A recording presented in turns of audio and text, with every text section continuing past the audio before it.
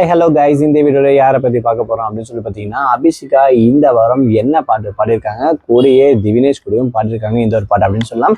இந்த வாரத்துக்கான ரவுண்ட் என்ன, சீஃப் கெஸ்ட் யாரெல்லாம் வந்திருக்காங்க, ஜட்ஜஸ் குறிப்பாக இவங்களோட பாட்டுக்கு என்ன சொல்லியிருக்காங்க அப்படின்னு சொல்லக்கூடிய ஒரு ஃபுல் டீட்டெயில் தாங்க இந்த வீடியோவில் பார்க்க போகிறோம். நம்ம சேனலை ஃபர்ஸ்ட் டைம் பார்க்குற பர்சனாக நீங்கள் இருந்தீங்கன்னா மறக்காமல் நம்ம சேனலை சப்ஸ்கிரைப் பண்ணிக்கோங்க. அப்போ தான் அடுத்தடுத்து போடுற வீடியோக்கான நோட்டிஃபிகேஷன்ஸ் அண்ட் பாப்அப்ஸ் உங்களுக்கு கண்டினியூஸாக கிடச்சிக்கிட்டே இருக்கும்.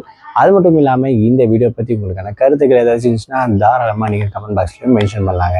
ஸோ ரீசெண்டாக ஜீ தமிழில் நடந்திருக்கக்கூடிய one of the reality singing competition show அப்படின்னு சொன்னோம்னா சரிகமபா லிட்டில் சாம்பியன் சீசன் 5 அப்படின்னு சொல்லக்கூடிய இந்த ஒரு காம்படிஷனை தாராளமாக மென்ஷன் பண்ணலாம். ஸோ இதில் பாடிட்டு இருக்கக்கூடிய ஒவ்வொரு ஜூனியர் குழந்தைங்களும் அந்த அளவுக்கு சூப்பராக பர்ஃபார்மன்ஸ் பண்ணிட்டு இருக்காங்க. குறிப்பாக அபிஷிகாவுக்கு ஒரு தனி ஃபேன் பேஸே கிரியேட் பண்ணிட்டாங்க அப்படின்னு சொல்லலாம்.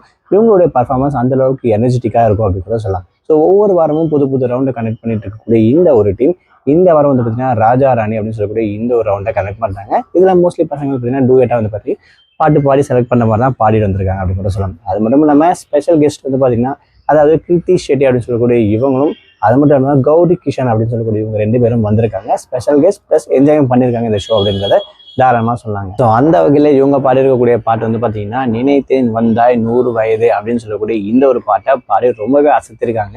அபிஷேக் வெர்சஸ் திவினேஷ் அப்படின்னு கூட சொல்லாங்க. ஸோ இதுக்கு ஜட்ஜஸ் கொடுக்கக்கூடிய கமெண்ட்ஸை ரொம்பவே ஹைலைட் அப்படின்னு சொல்லலாம். ஒரு என்டர்டைன்மெண்ட் அப்படின்னா இந்த மாதிரி தான் இருக்கும். ஸோ பர்ஃபெக்டாக பாடிருக்கீங்க அப்படின்ற விஷயத்த ஜட்ஜஸ் எஸ்பிபி சரண் சார் பார்த்தீங்கன்னா மென்ஷன் பண்ணியிருப்பாங்க.